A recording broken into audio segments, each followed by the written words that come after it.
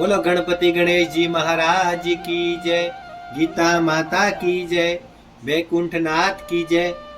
8वां अध्याय। देवलोक में जाते हैं जो देवन के दास, देवलोक में जाते हैं जो देवन के दास, भूत लोक पाते वही जिन्हें भूत की आस। जो जन मेरे भक्त हैं मुझे जानते नाथ, तन से मन से जो सदा रहते मेरे साथ। मेरे केवल भक्ति में रहते, मेरी केवल भक्ति में रहते हैं दिन रात। वही पुरुष संसार में मोक्ष धाम को पात, अंतकाल सिमरे मुझे हे अर्जुन जो धीर। वे जोगी पाते मुझे हे पांडु सुत वीर। 8वां अध्याय प्रारंभ। अर्जुन ने कहा हे पुरुषोत्तम, ब्रह्मा क्या है, अध्यात्म किसको कहते हैं, अधिभूत क्या है और अधिदेव क्या कहता है। अधिभूत क्या है और अधिदेव क्या कहता है। हे मधुसूदन, अधियज्ञ क्या है और इस देह में अधिदेव कौन सा है।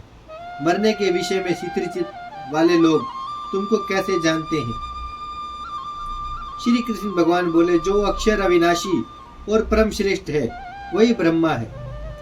प्रत्येक वस्तु का स्वभाव आध्यात्मिक कहलाता है और समस्त चराचर की उत्पत्ति करने वाला जो विसग्र है वह कर्म है। जो देह आदि नाशवान वस्तु है वह अधिभूत कहा जाता है। विश्व रूप जो विराट पुरुष है वह अधिदेह है। और हे पुरुष श्रेष्ठ, इस देह में मैं ही अधियज्ञ हूँ। अंतकाल में जो मेरा ध्यान करता हुआ शरीर त्याग करता है वह निसंदेह मेरे स्वरूप को पाता है। हे कुंती पुत्र, अंत समय मनुष्य जिस वस्तु का स्मरण करता हुआ शरीर त्यागता है वह उसी को पाता है। इस कारण तुम सदैव मुझ ही में मन को लगाकर मेरा ही स्मरण करते हुए संग्राम करो, तुम निसंदेह मुझको आ मिलोगे। हे पार्थ, अभ्यास रूप योग से युक्त हो दूसरी ओर ना जाने वाले मन से सदा चिंतन करता हुआ पुरुष परम आदि दिव्य पद को ही प्राप्त होता है। अतएव जो अंत समय में मन को एकाग्र कर भक्ति पूर्वक योगाभ्यास के बल से दोनों भौहों के मध्य भाग में प्राण को चढ़ाकर सर्वज्ञ अनादि संपूर्ण जगत के नियंता, सूक्ष्म से भी सूक्ष्मतर, सबके पोषक, अचिंत्य स्वरूप सूर्य के समान प्रकाशवान, तमोगुण से रहित परम पुरुष का ध्यान करता है वह उसको मिलता है।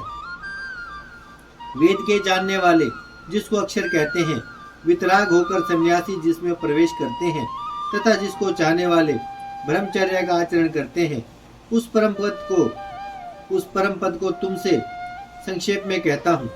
जो सब इंद्रिय द्वारों को रोककर मन के हृदय में धारण कर प्राण को मस्तिष्क में ले जाकर समाधि योग से स्थित हो। जो सब इंद्रिय द्वारों को रोककर मन को हृदय में धारण कर प्राण को मस्तिष्क में ले जाकर समाधि योग से स्थित ओम इस अक्षर का उच्चारण करता हुआ देह को त्यागता है, उसे मोक्ष रूप उत्तम गति प्राप्त होती है। हे पार्थ, जो मुझ ही में मन लगाकर नित्याप्रति मेरा स्मरण करते हैं, उन सदैव स्मरण करने वाले योगियों को मैं बहुत सुलभ रीति से प्राप्त होता हूँ। मुझको प्राप्त होने पर परम सिद्धि को प्राप्त करने वाले महात्मागण फिर यह जन्म धारण नहीं करते, जो नाशवान और दुख का घर है। हे अर्जुन, ब्रह्मालोक पर्यंत जितने लोग हैं, हे अर्जुन, ब्रह्मालोक पर्यंत जितने लोग हैं वहां से लौटना पड़ता है, परंतु मुझ में मिलने से फिर जन्म नहीं होता। हे भरत ऋषभ, जिस काल में योगी जन देह छोड़कर फिर नहीं लौटते हैं और जिस काल में लौटकर आते हैं वह काल बतलाता हूँ। जिस काल में अग्नि प्रकाश और दिन शुक्ल पक्ष हो, ऐसे उत्तरायण के 6 महीने में मृत्यु को प्राप्त होते हैं। धूम्र रात्रि कृष्ण पक्ष दक्षिणयान के 6 महीने इनके मध्य गमन करने वाले चंद्रमा की ज्योति को पहुंचते हैं और लौट आते हैं। संसार को नित्य चलाने वाली शुक्ल और कृष्ण नाम की 2 गतियां हैं। एक से जाने पर लौटना पड़ता है और दूसरी पर फिर लौटना नहीं होता। हे पार्थ, योगी इन दोनों गतियों का तत्व जानता है, इसी से मोह में नहीं पड़ता। अतएव हे अर्जुन, तुम सदा योग युक्त हो। वेद यज्ञ तप और दान से जो जो पुण्य फल बतलाए गए हैं, जोगी को उन सबसे अधिक ऐश्वर्य प्राप्त है और सर्वोत्तम आदि स्थान पाता है। बोलो बैकुंठनाथ की जय, गीता माता की जय। भजमन नारायण नारायण नारायण, श्रीमन नारायण नारायण नारायण, लक्ष्मी नारायण नारायण नारायण, सत्य नारायण नारायण नारायण। भजमन नारायण श्रीमन नारायण, लक्ष्मी नारायण सत्य नारायण, भजमन नारायण नारायण नारायण। बोलो गणपति गणेश जी महाराज की जय हो, बैकुंठनाथ की जय हो, गीता माता की जय हो। 8वें अध्याय का महत्व, 8वें अध्याय का महत्व। श्री नारायण जी बोले, हे लक्ष्मी, दक्षिणी देश में नर्मदा नदी के तट पर एक नगर है।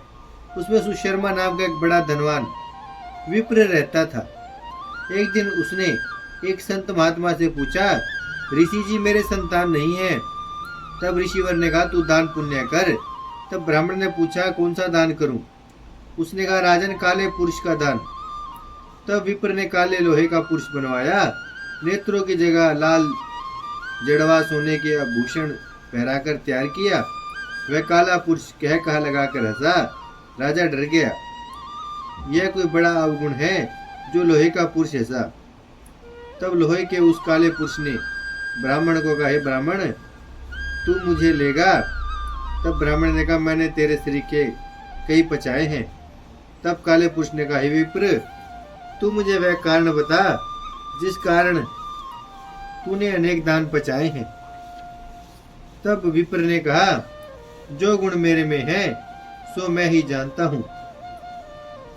तब वह काला पुरुष कह कहा लगाकर फट गया। उसमें से एक कालिका की मूर्ति निकल आई। तब विप्र ने श्री गीता जी के 8वें अध्याय का पाठ किया। उस कालिका की मूर्ति ने सुनकर देह पलटी। जल की अंजलि भरकर के उस विप्र ने मूर्ति पर जल छिड़का। जल के छिड़कने से तत्काल उसकी देह पलटी, देव देही पाई, विमान पर बैठकर बैकुंठ को गई। तब राजा ने कहा, तुम्हारे में भी कोई ऐसा है जिसके शब्द से मैं भी अधम देह से मुक्ति पाऊं? तब उस विप्र ने कहा, मैं वेद पाठी हूँ। उस नगर में एक साधु भी गीता पाठी था, जिससे 8वें अध्याय का पाठ सुनकर राजा की देह पलटी। दिव्य देह पाकर बैकुंठ को गया और कहता गया, हे ब्राह्मण, तू भी गीता का पाठ कर, तुम्हारा भी उद्धार होगा। तब वह ब्राह्मण भी गीता जी का पाठ करने लगा। बोलो शंकर भगवान की जय, गीता माता की जय। भजमन नारायण नारायण नारायण, श्रीमन नारायण नारायण नारायण, लक्ष्मी नारायण नारायण नारायण, भजमन नारायण श्रीमन नारायण, लक्ष्मी नारायण सत्य नारायण, भजमन नारायण नारायण नारायण। गीता माता की जय।